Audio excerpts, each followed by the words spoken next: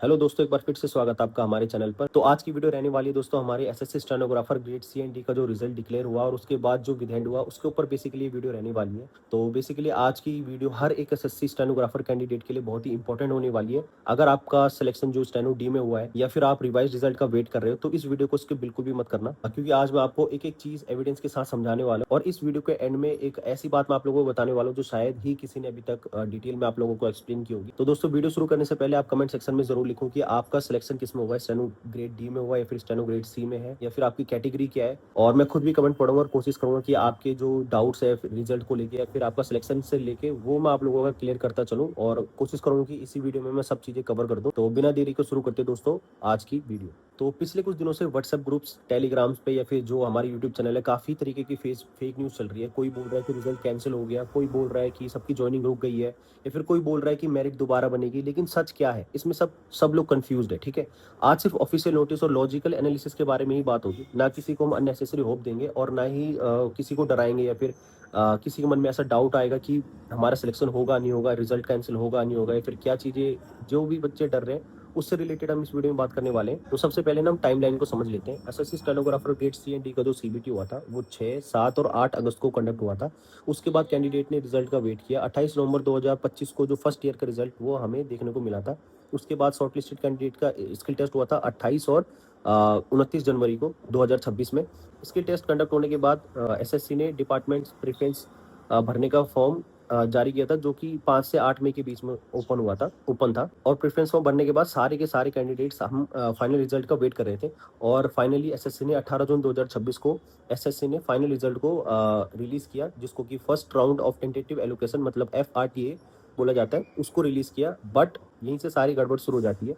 सिर्फ एक ही दिन बाद मतलब 19 जून 2026 को एसएससी ने फिर एक ऑफिशियल नोटिस रिलीज किया, जिसमें एफआरटीए या फिर आप बोल सकते हो जो हमारा फाइनल रिजल्ट का हम वेट कर रहे थे उसको विदहोल्ड कर दिया। यहाँ पे सबसे जरूरी और इंपॉर्टेंट समझने वाली बात है ये है, एफआरटीए को विदहोल्ड किया गया है। ठीक है, फाइनल एग्जामिनेशन को कोई कैंसिल नहीं हुआ या फिर कोई भी ऐसा चीज नहीं लिखी गई है उस नोटिस में कि हमारे बच्चों, जो बच्चे सिलेक्टेड है उनके कैंडिडेट से कैंसिल होगा या फिर उनको मेरिट से बाहर निकाल दिया जाएगा। ऐसा कुछ नहीं है। अब सवाल ये उठता है कि आखिर एसएससी ने ऐसा क्यों किया? किसी कैंडिडेट ने कोर्ट में केस लगाया हुआ है, या फिर स्किल टेस्ट करते टाइम कोई प्रॉब्लम आई है, या फिर मेरिट लिस्ट गलत बनी हमारी, या फिर कुछ और रीजन है। ठीक, और उसके बाद काफी बच्चों के मन में जब हमारा रिजल्ट विदहोल्ड हो गया उसके बाद काफी बच्चों के मन में ये डाउट आया कि क्या स्टेनो डी वाले सेफ है नहीं है, या फिर उनको मेरिट से कहीं बाहर तो नहीं निकाल दिया जाएगा। तो इस चीज के बारे में भी हम इस वीडियो में डिटेल में बात करने वाले हैं। तो दोस्तों अब आते हैं सबसे इंपॉर्टेंट पॉइंट पर।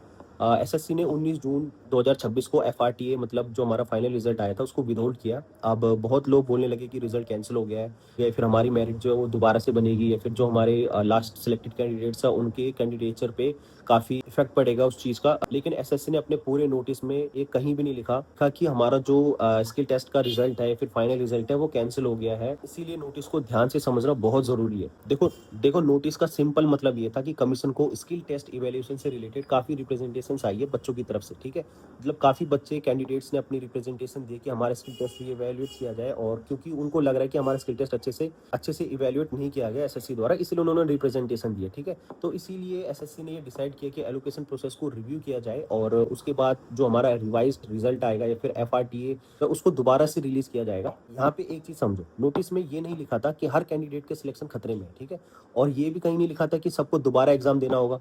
ऑफिशियल इन्फॉर्मेशन सिर्फ इतनी ही थी कि रिव्यू के बाद रिवाइज्ड एलोकेशन रिलीज की जाएगी। इसका मतलब सिंपल से समझो कि जिन बच्चों ने अपने रिप्रेजेंटेशन दिए थे कि हमारा स्किल टेस्ट अच्छे से कंडक्ट नहीं हुआ था, उन बच्चों का स्किल टेस्ट को दोबारा रिवैल्यूएट किया जाएगा, ना कि सारे कैंडिडेट्स की रिवैल्यूएशन होगी। और उन अगर वो कैंडिडेट क्वालिफाई करते हैं तो हमारे मेरिट में चेंजेस हो सकते हैं। हो सकता है कि हमारे जो रैंकिंग में बदलाव हो सकते हैं, बट ऐसा नहीं है कि आप लोगों को मेरिट से बाहर ही कर दिया जाएगा। तो अब आता है वो सवाल जो हर स्टेनो ग्रेड डी पूछ रहा है, भाई मैं सेफ हूँ या नहीं हूँ। मेरा एनालिसिस ये है दोस्तों कि अगर आपका नाम फाइनल क्वालिफाइड लिस्ट में है, आपका स्किल टेस्ट जेन्युइनली क्वालिफाई है और डॉक्यूमेंट्स में कोई भी इशू नहीं है, तो इस स्टेज पर बिना वजह पैनिक करने की बिल्कुल भी जरूरत नहीं है आप लोगों को। ठीक है, लेकिन यहाँ पे एक चीज को समझना भी जरूरी है। रिव्यू का मतलब ये होता है कि अगर किसी कैंडिडेट की इवैल्यूएशन में कोई भी वेरीफाइड इशू मिलता है, मतलब मान लो कि अगर किसी कैंडिडेट का हमारा स्किल टेस्ट अच्छे से इवैल्यूएट नहीं होता है, जिन्होंने जिस भी बच्चे ने रिप्रेजेंटेशन दिए, तो उसका इफेक्ट मेरिट लिस्ट में या फिर एलोकेशन पर पड़ सकता है। मैं कह रहा हूँ पड़ सकता है, पड़ेगा नहीं, मैं ये नहीं कह रहा कि पड़ेगा ही पड़ेगा, बट पड़ सकता है, ठीक है, ये पॉसिबिलिटी। लेकिन ये कहना कि सबकी सिलेक्शन कैंसिल हो जाएगी, इस बात का कोई ऑफिशियल बेसिस नहीं है। ना ही हमारे नोटिस में ऐसा जिक्र किया गया है, ना ही कहीं कोई ऑफिशियल वेबसाइट पे इस चीज़ के बारे में बात की गई है, ठीक है। अब अगर प्रैक्टिकल तरीके से सोचते हैं तो मेरे हिसाब से 3 पॉसिबिलिटीज हो सकती है। पहली पॉसिबिलिटी ये हो सकती है कि सबसे कम चेंजेस होंगे हमारे मेरिट लिस्ट में, सिर्फ कुछ एंट्रीज या एलोकेशन में करेक्शन होगा। दूसरा, अगर मैं पॉसिबिलिटी लेकर चलता हूं तो कुछ कैंडिडेट्स का स्टेटस रिव्यू हो सकता है और उसके हिसाब से मेरिट लिस्ट में लिमिटेड चेंजेस आ सकते हैं। और जो तीसरा सिनेरियो हमारा हो सकता है, डिपार्टमेंट एलोकेशन में एडजस्टमेंट हो, लेकिन मेजोरिटी चेंजेस का ओवरऑल सिलेक्शन से स्टेटस वही रहने वाला है, ठीक है। तो ज्यादा कुछ घबराने की जरूरत नहीं है, बट मैं ये भी बोलूंगा कि ये बस एक पॉसिबिलिटी है, इसको ऑफिशियल कंफर्मेशन मत समझिए बिल्कुल भी, ठीक है। और आप सभी कैंडिडेट से एक रिक्वेस्ट है, आजकल व्हाट्सएप और टेलीग्राम पर बहुत से फेक एफडीज और फेक डेट्स घूम रही है। अगर कोई बोले कि कल ज्वाइनिंग लेटर आ रहे हैं, रिजल्ट कैंसिल हो गया, एसएससी ने सब रिजेक्ट कर दिया, तो पहले एक ही सवाल पूछना, सोर्स क्या है। अगर सोर्स का ऑफिशियल नोटिस नहीं है तो उस बात को वेरीफाई किए बिना मत मानिए बिल्कुल भी। आप अपना टाइम वेस्ट और अपना जो मूड है वो खराब करोगे और कुछ भी नहीं है। जब तक ऑफिशियल कुछ भी नहीं आता तब तक आप किसी पे भी भरोसा करने बिल्कुल भी भरोसा मत करना, क्योंकि आजकल व्यूज के लिए फिर इनके लिए काफी फेक न्यूज़ेस चलाते हैं। तो दोस्तों, एक और चीज मैं आप लोगों को बोलना चाहूंगा, अगर आपने इस एग्जाम की जर्नी देखी है, आप समझ सकते हो कि एक एसएससी एस्पिरेंट कितनी मेहनत करता है। अपने एग्जाम्स के काफी महीनों से आप प्रिपेयर करते हो सीबीटी के लिए, उसके बाद स्किल टेस्ट होता है, फिर फाइनल रिजल्ट का वेट करते हैं, और जब फाइनली सिलेक्शन होता है तब एक नोटिस आता है कि एफआरटीए जो हमारा फाइनल रिजल्ट है वो विदहेल्ड हो चुका है। तो ऑब्वियसली टेंशन होना बिल्कुल नेचुरल है। आपकी जगह अगर मैं भी होता है, फिर कोई भी कैंडिडेट कोई भी होता अगर, तो उसको ऑब्वियसली टेंशन जरूर होती। लेकिन इसी टेंशन में सबसे ज़्यादा फेक न्यूज़ फैलती है और आप लोगों का माइंड डाइवर्ट होता है। जिस चीज़ पे आपको फोकस करना चाहिए उस चीज़ को आप फोकस नहीं रह पाते हो। अब जैसे कई बच्चे हैं जो 2026 के लिए प्रिपेयर कर रहे हैं, बट इसी टेंशन में कि हमारा फाइनल रिजल्ट में नाम आएगा नहीं आएगा, या फिर हमारा सिलेक्शन होगा नहीं होगा, उस वजह से वो चीज़ 2026 के लिए प्रिपेयर नहीं कर पा रहे। तो मेरी एक ही रिक्वेस्ट है, आप लोग ज़्यादा इसके ऊपर मत सोचो। ये एक फाइनल वीडियो मैंने आप लोगों को बना रखी है, इसके ऊपर मैं अभी अब बात बिल्कुल भी नहीं करने वाला हूँ। तो आप लोग कोशिश करो कि आप लोग अपने 2026 की प्रिपरेशन करो, या फिर कोई ऐसी जगह आप लोग अपना फोकस करो जहाँ पे आप लोगों का सिलेक्शन एक आगे आने वाली फ्यूचर में एक बेटर सिलेक्शन आपको मिले, एक बेटर फ्यूचर आप लोगों को मिले, ठीक है। तो इन चीज़ों में ज़्यादा ध्यान बिल्कुल भी मत देना। तो अब सबसे बड़ा सवाल आ जाता है कि अब आगे क्या होगा। जैसे हमारे एसएससी ने हमारे जो रिजल्ट है उसको विदहेल्ड कर दिया, तो अब आगे क्या प्रोसेस होगा, कैसे होगा, वो चीज़ मैं आप लोगों को समझा देता हूँ सिंपल सा। जब एसएससी प्रोसेस कंप्लीट करेगा, उसके बाद एफआरटीए जो हमारा रिवाइज्ड एलोकेशन रिजल्ट होगा वो एसएससी रिलीज करेगा। उसके बाद जो आपको एलोकेटेड डिपार्टमेंट्स होंगे वो आपकी ज्वाइनिंग और डॉक्यूमेंट वेरिफिकेशन का प्रोसेस शुरू करेंगे, ठीक है। इसीलिए हर दिन किसी रैंडम पीडीएफ का वेट करने के बजाय आप ऑफिशियल वेबसाइट को डेली चेक करो, वो काफ़ी सही रहेगा। और अगर कोई अपडेट आता है तो मैं उसको लाइन बाय लाइन एनालिसिस इसी चैनल पर आप लोगों को दे दूंगा, ठीक है। तो दोस्तों, अब मैं आपको अपनी एनालिसिस जो मैंने अभी तक एनालाइज किया इस चीज़ को लेके, जो रिजल्ट हमारा विदहेल्ड हुआ या फिर क्यों हमारा रिजल्ट विदहेल्ड हुआ, उसके बारे में आप लोगों को एक छोटी सी इन्फॉर्मेशन दे देता हूँ। देखो, ये जो मैं बोल रहा हूँ वो एक ऑफिशियल स्टेटमेंट बिल्कुल भी नहीं है। देखो, रिव्यू का पूरा पर्पज यही है कि जो रिप्रेजेंटेशन एसएससी को मिली है, जो कमीशन को मिली हुई है, उनको एग्जामिन करना, और उन बच्चों का, उन कैंडिडेट्स का जिनको लग रहा है कि हमारा स्किल टेस्ट अच्छे से इवेल्युएट नहीं हो पाया, उन बच्चों का स्किल टेस्ट को री इवेल्युएट करना, बस यही कमीशन का पर्पस है। इसका मतलब ये जरूरी नहीं कि हर कैंडिडेट का रिजल्ट बदलेगा, हो सकता है चेंजेस लिमिटेड हो, या एलोकेशन लेवल पर ही कुछ चेंजेस को देखने को मिलेंगे।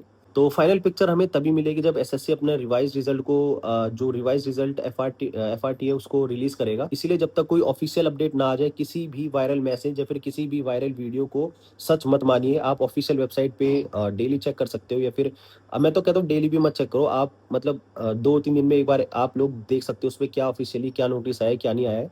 तो दोस्तों, मुझे ये भी पता है कि इस वक्त हर कैंडिडेट के दिमाग में सिर्फ एक ही सवाल चल रहा है, ज्वाइनिंग कब होगी, डिपार्टमेंट कौन सा मिलेगा, और रिवाइज रिजल्ट में मेरा क्या मैं सेफ हूँ या नहीं हूँ, या फिर मेरा सिलेक्शन होगा या नहीं होगा, ठीक है।